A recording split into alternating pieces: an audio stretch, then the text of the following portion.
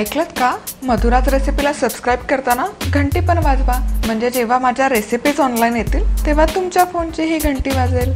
टिंग टिंग. नमस्कार, मी मधुरा. मधुराज रेसिपी मराठीमध्ये तुम्हा सगळ्यांचं खूप खूप खूप मनापासून स्वागत. आज आपण फालुदा कसा बनवायचा ते बघतोय. तर मल्टी स्टेप प्रोसेस आहे, स्टेप बाय स्टेप आपण जाऊयात. इन्ग्रेडियंट मी आत्ता सांगत नाही आहे, पूर्ण लिस्ट मी रेसिपीचा शेवटी दाखवेन. तर सगळ्यात आधी 1 चमचा इथे सब्जाच्या बिया आहेत या घ्यायच्या, यामध्ये पाणी घालायचं आणि एक अर्धा तास आपण हे भिजवून घेऊयात. पुढची स्टेप आहे आपल्याला जेली बनवायची आहे. जेली बनवणं ऑप्शनल आहे, नसेल आवडत नाही बनवली काहीच हरकत नाही. 1 चमचा इथे प्लेन जिलेटिन पावडर घ्यायची. प्लेनच्या ऐवजी तुम्ही स्ट्रॉबेरी फ्लेवर्ड जरी आणली काहीच हरकत नाही. यामध्ये थोडंसं रूम टेम्परेचरचं पाणी घालायचं, गरम पाणी नाही आहे. हे जेलेटिन व्यवस्थित आपण डिझॉल्व करून घेऊयात.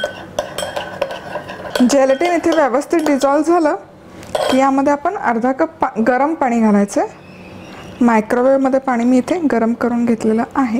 यामध्ये पिठी साखर घालूयात, 1 चमचाभर मिसळून घ्यायचं आणि रोज सिरप घालायचं आहे, 1-2 चमचे.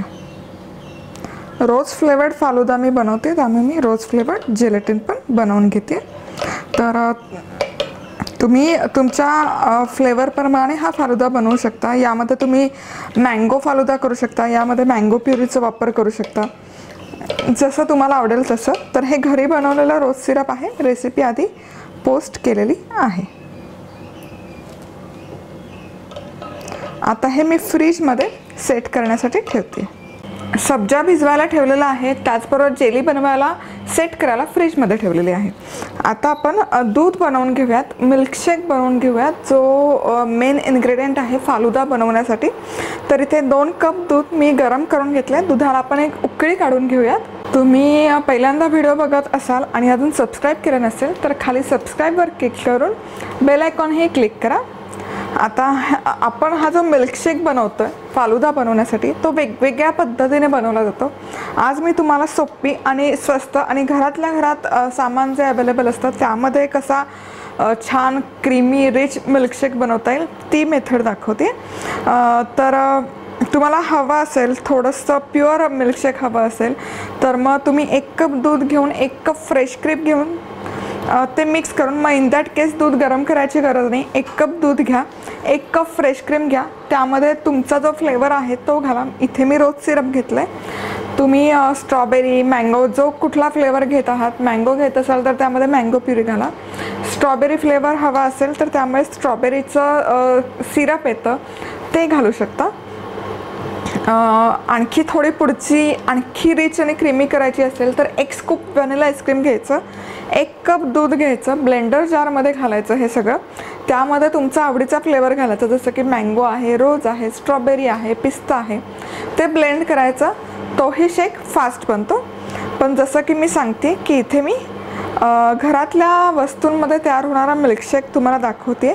बऱ्यापैकी बाजारामध्ये ही प्रोसेस फॉलो केली जाते, असं तुम्हाला वाटतं की ते क्रीम असतं, पण तसं नाही आहे. तर इथे दुधाला व्यवस्थित अशी उकळी यायला सुरुवात झालेली आहे. तर आपण काय करणार आहोत, याला दाटसरपणा येण्यासाठी यामध्ये आपण कॉर्नफ्लॉवर घालतो आहे. तर इथे माझ्याकडे 1 चमचा कॉर्नफ्लॉवर आहे. यामध्ये 3 ते 4 चमचे दूध घालायचं. थंड दूध आहे हे, रूम टेम्परेचरवरचं. आणि हे व्यवस्थित घोळवून घ्यायचं, जेणेकरून कॉर्नफ्लॉवरच्या गुठळ्या राहणार नाही. कॉर्नफ्लॉवर व्यवस्थित असं दुधामध्ये मिक्स झालं की काय करायचं, इथे या ठिकाणी दुधाला पण छान उकळी आलेली आहे. यामध्ये थोडीशी साखर घालूयात, 1-2 चमचे साखर. रोज सिरपमध्ये साखर असतेच, त्यामुळे दुधामध्ये खूप साखर घालायची गरज नाही आहे. आणि हे कॉर्नफ्लॉवरची जी स्लरी आहे ती थोडी थोडी घालत मिक्स करत राहायचं.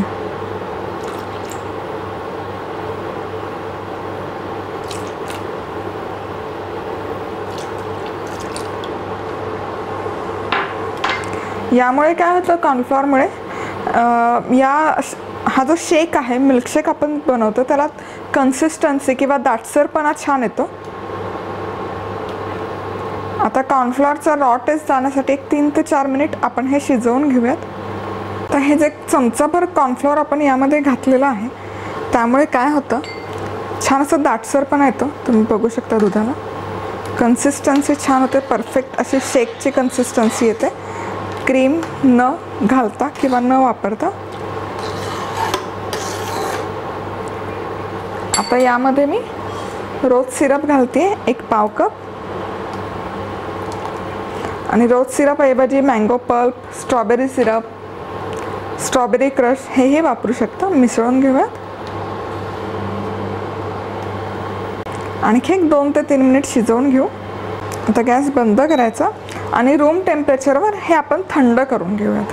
आता इथे हे दूध रूम टेम्परेचरवर बऱ्यापैकी थंड झाल्यानंतर मी बाउलमध्ये काढून घेतलेलं आहे. आता हे पण आपण फ्रीजमध्ये थंड करण्यासाठी ठेवूयात. आता पुढची जी स्टेप आहे ते म्हणजे आपल्याला आता फालुदा नूडल्स बनवायचे आहेत. तर बाजारामध्ये जे फालुदा बनवण्यासाठी जे नूडल्स मिळतात ते विकत आणून ते वापरू शकता, पण आपण हे नूडल्स आज घरी बनवणार आहोत. तर त्यासाठी काय करायचं, अर्धा कप कॉर्नफ्लॉवर घ्यायचं एका बाउलमध्ये. यामध्ये आपण 1 कप पाणी घालणार आहोत.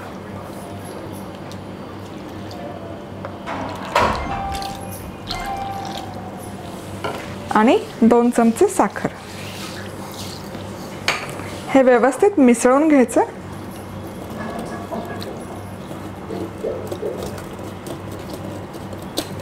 आता ही साखर आणि कॉर्नफ्लॉवर व्यवस्थित असं डिझॉल्व करून झालं की तवा गरम करायला ठेवायचा आणि या तव्यामध्ये हे मिश्रण घालायचं.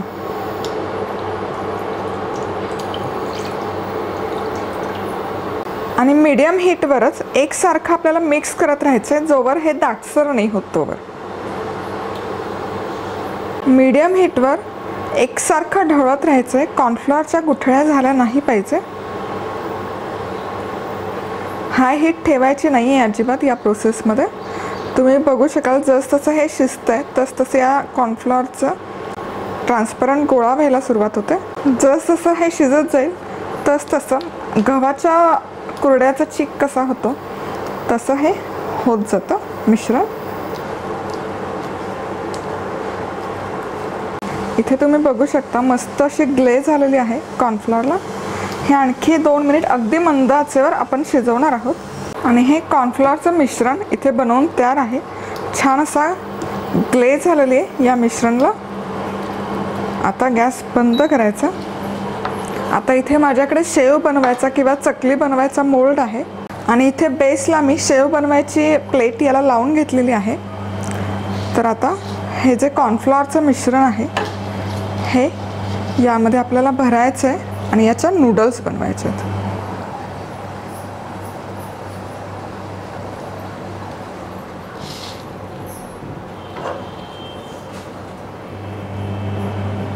हा असा स्टीलचा साचा नसेल लाकडी साचा पण तुम्ही वापरू शकता.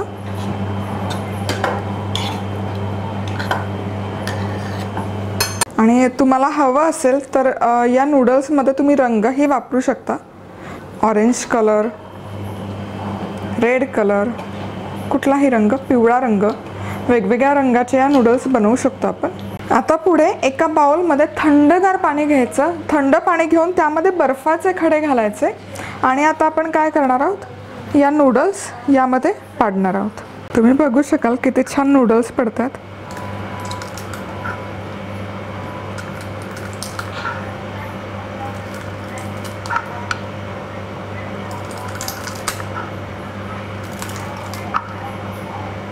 आता नेक्स्ट स्टेप काय आहे, हा बाउल आपण फ्रीजमध्ये अर्धा तास ह्या नूडल्स सेट करण्यासाठी ठेवणार आहोत. हे जे फालुदा नूडल्स आहेत हे मी इथे फ्रीजमध्ये साधारण एक अर्धा तास सेट करून घेतलेले आहेत.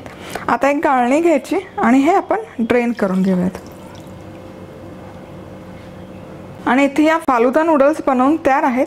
आणि तुम्ही इथे बघू शकता परफेक्ट अशी कन्सिस्टन्सी आली आहे नूडल्सला. छान अशा ट्रान्सल्युसंट झालेल्या आहेत आणि त्याचा आकार किंवा साईजही परफेक्ट असा दिसतोय.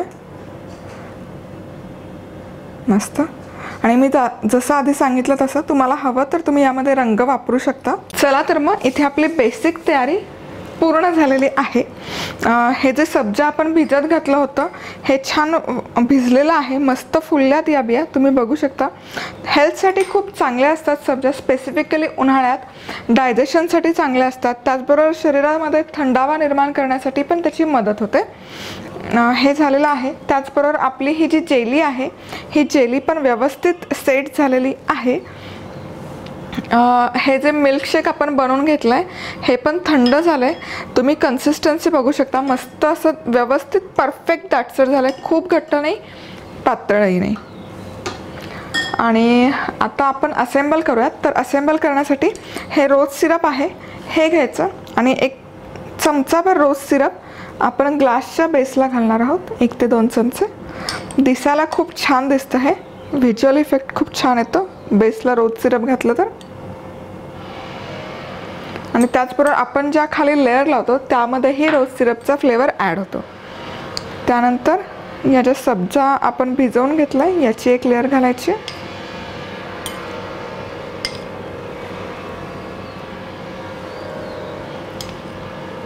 मस्त दिसतंय किती। सब्जा घालून झालं की याच्या नूडल्स आपण बनवल्यात या घालायचं, याची 1 लेअर,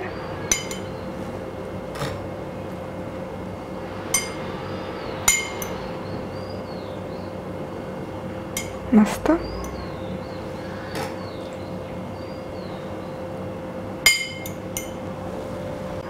नूडल्सची लेअर घालून झाली की ही जी जेली आपण सेट करून घेतली आहे ही जेली घालायची थोडीशी,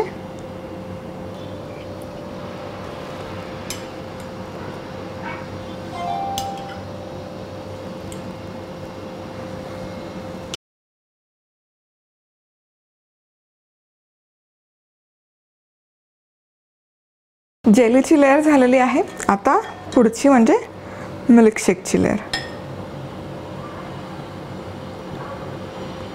वाव,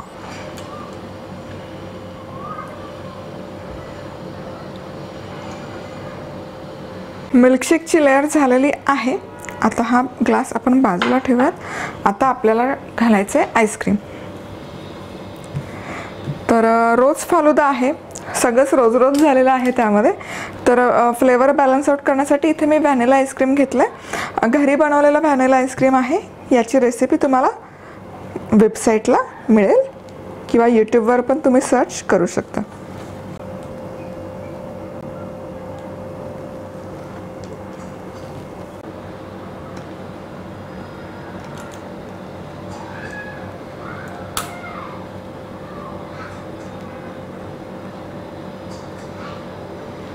जबरदस्त। आणि आता आपण हे गार्निश करूयात, थोडेसे बदामाचे काप,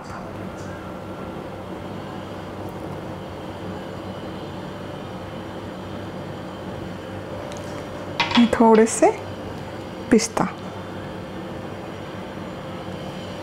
थोडेसे रोज सिरप,